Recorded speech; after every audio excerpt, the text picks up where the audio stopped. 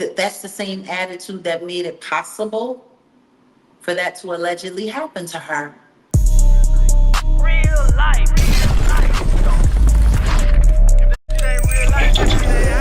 If it ain't real life, if it ain't real life, just ain't real life street stars. You know what time it is. So let me ask you, Aubrey O'Day, she reads the transcript and the testimony in which someone seen her. An affidavit, The yeah. affidavit. I'm sorry. Yeah. Someone seen her and Diddy with another, bodyguard or whoever, getting essayed in a room. And at the end of at the end of the affidavit that she reads, she looks at it like she doesn't want to know if that was true or not. And if she goes after the person and say it was lies, that means it discredits everyone else who has filed lawsuits.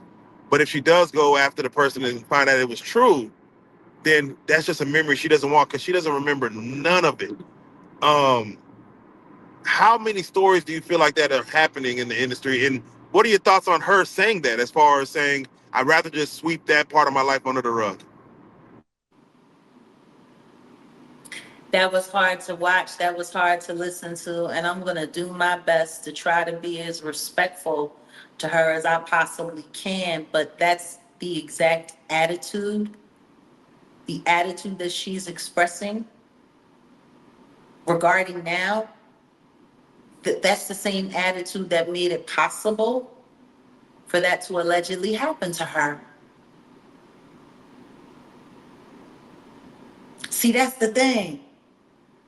The very thing that she don't want to deal with, that she don't want to acknowledge, that she don't want to remember, the people that came before her that didn't say anything, that's what made it possible for that to happen to her. Yeah.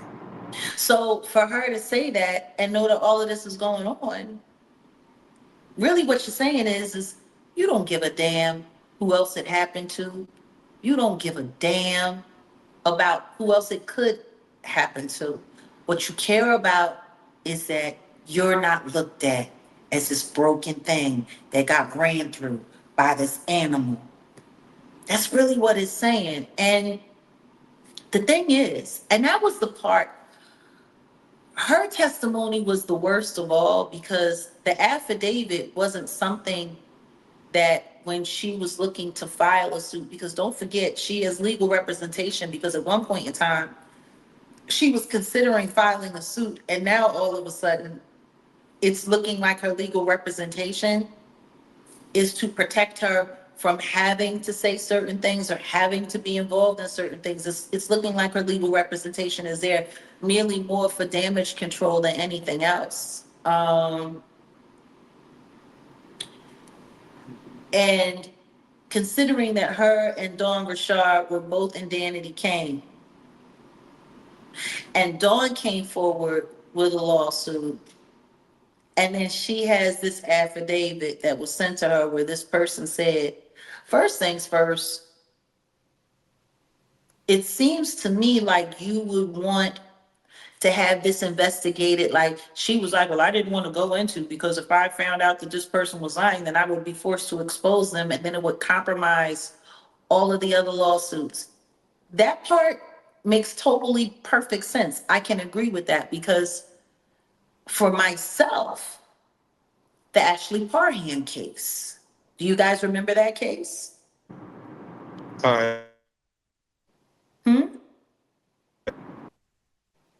That brings us all back to what Aubrey O'Day had to say. I get it. You don't want to expose someone as a liar because you don't want it to ruin any of the other valid cases, but they were already doing that. Because in my opinion, right now, at this point in time, I think that whole Ashley Parham case was just a red herring to get it out there, to make it look crazy, throw a bunch of stuff to it, just to get it dismissed so people can say, oh, see, all of these cases are fake.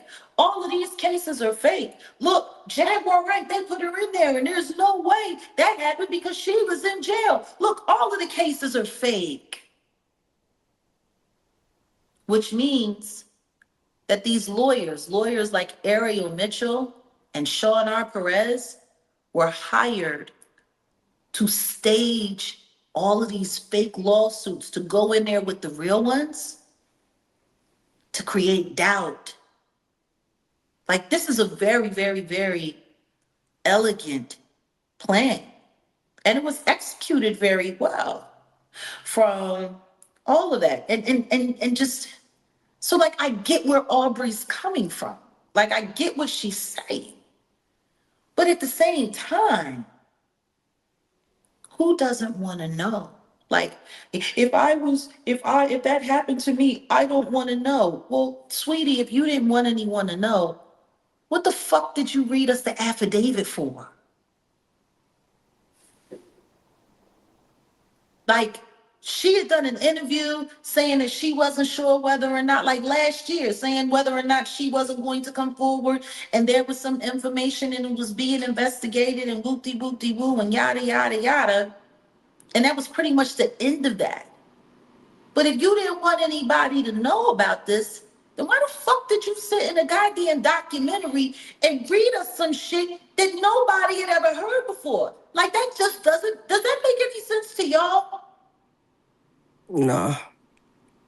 That affidavit had never been shared with the public before. The only way that it could be shared is if she had turned it over, her and her legal people had turned it over to this documentarian, to this Alexandria woman.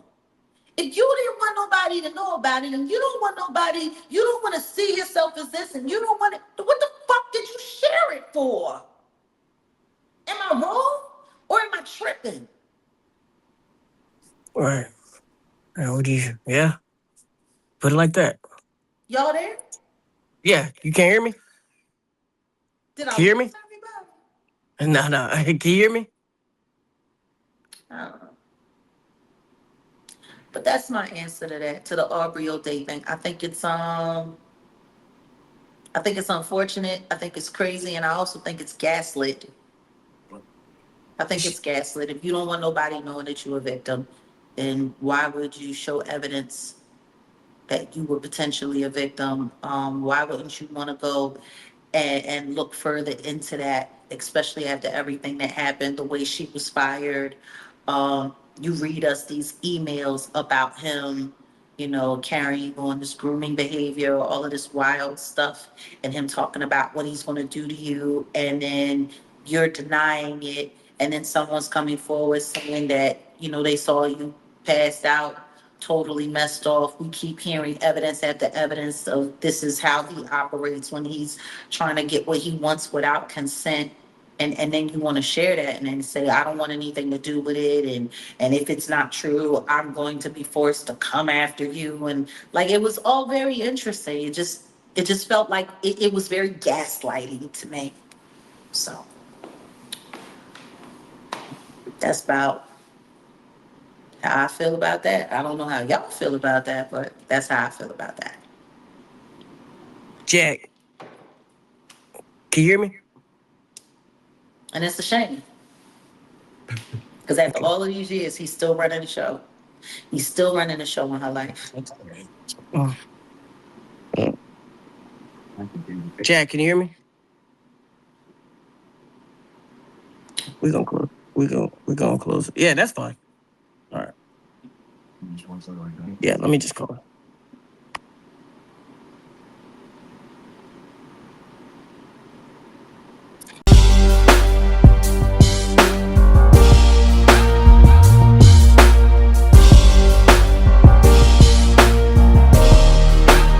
Shout out Reallyfe Street Starz, nigga. Move. Hey.